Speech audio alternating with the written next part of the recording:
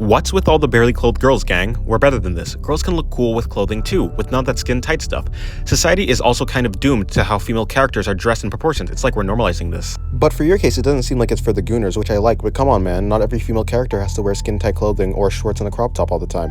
The same goes for male characters as well, basically. This was a comment I got on one of my shorts. I found it really interesting. I've seen this type of sentiment, on the internet more popular nowadays, and I just found it really interesting, so I wanted to respond to it. If you disagree or think something about anything that I say in this video, please comment. I'm actually pretty interested in what you have to say. I find this comment pretty valid, at least as valid as any other opinion. I would have liked a logical elaboration for why some things are good or bad though. So first, I'm actually going to go over what I agree with this comment before I go over what I disagree with, I suppose. So we have girls can look cool with clothing too, and none of this skin tight stuff. I agree, yes.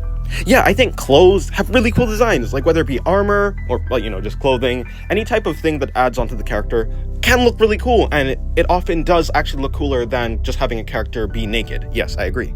I can also agree that having, any character with the same type of clothing, or even not one character, I think that would make more sense, but a group of characters having the same type of clothing or same type of aesthetic gets pretty boring. I also agree with that. I disagree with the idea that society is kind of doomed to how female characters are dressed in proportion. Over the years, I've seen, the environment actually shift to become more hostile, to be honest. I don't know about you, but I think, at least from my perspective, what I've seen on the internet is, just an increasingly more difficult world to exist in that type of space, at least for, artists that I've seen. Although I can be sympathetic to the idea that you don't like to see something that you find, I guess, just not enjoyable be more abundant in the world. I can agree with that. A good example of this is, at one point, Soul Leveling won Anime of the Year, where there were other contenders. For me personally, it was Frieren that lost. I think Frieren is a better quality show than Soul Leveling. I feel like Soul Leveling is just worse when it comes to writing. And this point is referencing this other comment over there, saying, also, I'd like to clarify that my anger back there just really came from sadness with how goon artists have been growing recently, and that saddens me, and I wrongfully assumed. So I was saying that just to say that I completely understand this point. Even if I don't agree with, the anger part of it, I understand, the feeling there. In any case, I responded to the original comment, and I think my comment is very much subject to critique, especially for myself. I think I could have done a way better job at actually expressing some points. I think some points I made were actually pretty useless, and I think some points I made, that's probably what I wanted to express, so I'll go over that too. Going back to the original comment, I think there's also some other things that are pretty important that I should maybe address. I think it's interesting at the very least. So, at the start, what's with all the barely clothed girls? Gang, we're better than this. That comment, that sentence right there basically has an idea inside of it, which is barely clothed girls are bad. And so I'm just going to dissect this exactly to figure out why, right? So I think there is an amount that is perhaps an aversion to the objectification, right? There's once you draw something, it becomes an object. And if you're objectifying a person or I guess a gender in this way, it seems bad. Now, when it comes to a real existing person, I think this becomes way more valid, where it's you should not objectify a living, breathing person. I agree with that. I think that's basically a very solid case. When it comes for just characters in general, characters can be objectified because they're not, they are objects. You can say they represent ideas and they represent concepts, but in the end, the art really is just the art. The intention behind what the person is doing is probably the most important thing. And the issue that is kind of the fact is that you'll never know the true intention behind what someone is doing, because whatever their words are, they can be lying. But objectifying a drawing and objectifying a person is two separate things.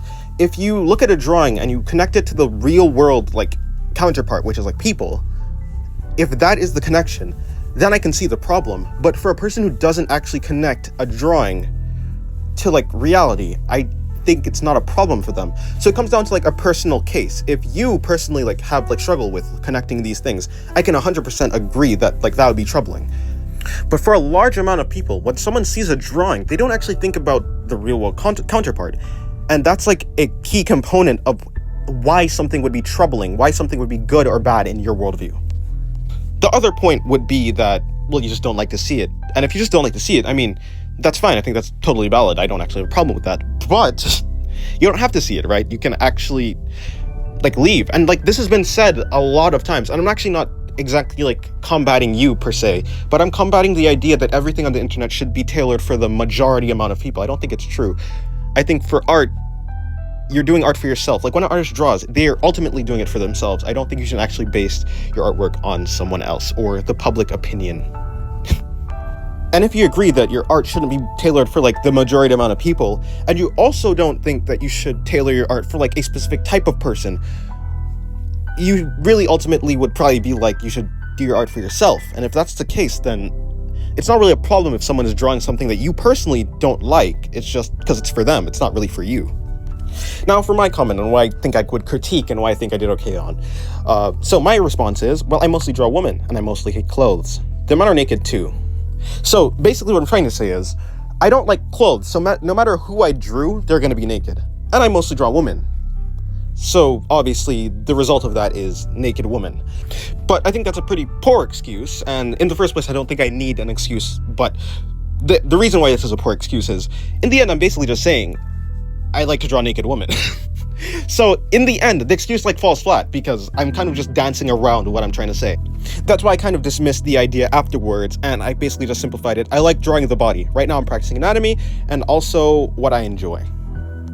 The rest of that paragraph is basically just flavor text. I like the quote that I did at the end though, because I completely made it up.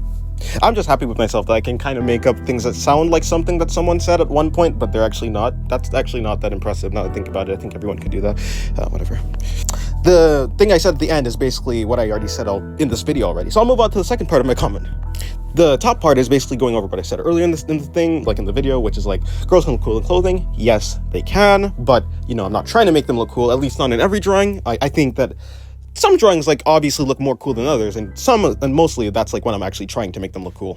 And I did some sort of summarizing thing at the bottom, which is, like, I don't make my art for gooners or for whatever other type of people there are. It's just for me. Which is, like, yes, it's a true statement, but I think it kind of also falls flat, which is, like, just because you don't make an art for a specific type of person doesn't mean that, like, it doesn't naturally attract that type of person. You know, like, you could literally just be drawing anatomical, like, studies, and, like, still the type of people who would like that, like, it does cater to some type of people. Like, I think that's a pretty bad point from my end. But I also think that it is true that, like, I'm not actually specifically targeting those type of people.